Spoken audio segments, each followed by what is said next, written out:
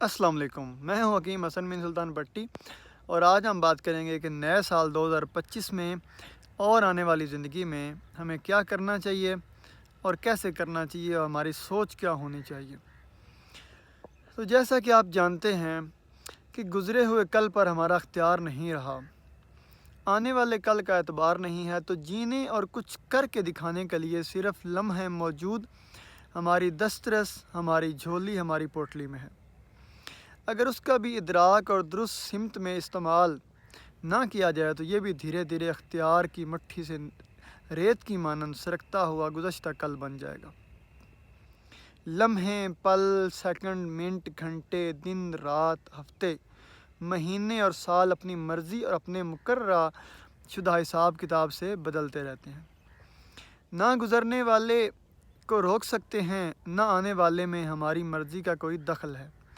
कायनात के फितरी तगय्युरात में जब हमारा कोई दखल, हमारी कोई मर्ज़ी, कोई ज़ोर नहीं, कोई बस नहीं चल सकता, तो हमें फिर अपनी तवानाई और ज़ोर सिर्फ उस शय पर लगाना चाहिए जिसे हम बदल सकते हैं।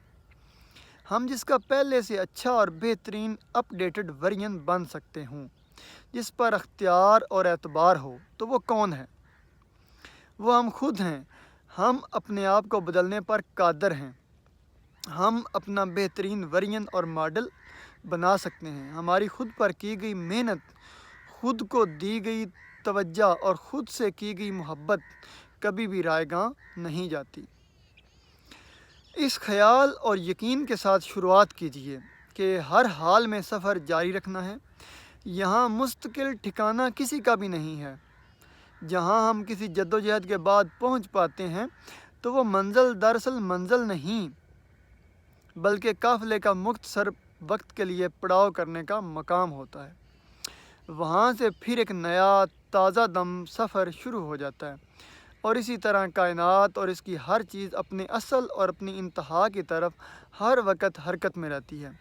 यही हरकत असल की जानब सफ़र कहलाता है और सफ़र जारी रखने वाला मुसाफिर मज़ीद कोशिश और जस्तजू तरक करके अगर किसी एक चीज़ पर इक्तफ़ा करके बैठ जाए, अपने पड़ाव को अपनी मंजिल समझ ले, उसे अपना ही मुस्तकिल ठिकाना तस्वर कर ले और अपना सफ़र तरक कर दे, तो वो फिर इन जोड़ों और छपड़ों की मानंद हो जाता है जो पहले कभी दरिया थे। मगर अपनी हर वक्त की रवानी और जुलानी से घबरा कर जैसे ही कहीं रुके तो फिर दरिया ना रहे, इसलिए रुकने तक चलते रहो। लावा पहाड़ों के अंदर से जन्म लेता है और आतिशां बनकर पहाड़ की चोटी की तरफ सफ़र करता जाता है। बिल्कुल ठीक उसी तरह मोटिवेशन भी इंसान की अपने अंदर से ही जन्म लेती है। ये हम खुद ही होते हैं जो अपने अंदर से अपने आप को पुश कर सकते हैं, अपने आप को थपकी और शाबाश देकर खुद से कोई काम करवा सकते हैं। बाहर से आप जितनी भी मोटिवेशन ले लें, जब तक चिंगारी अंदर से ना फूटेगी, अलाव रोशन नहीं होगा।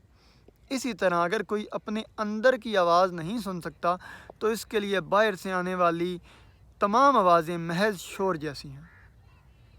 अगर आपके इर्द गिर्द अंधेरा है, तो अंधेरे में सूरज से बिछड़ी कोई किरण, कोई शम्मा, किसी चिराग की लो बन जाइए और रोशनी फैलाने का इंतज़ाम करें।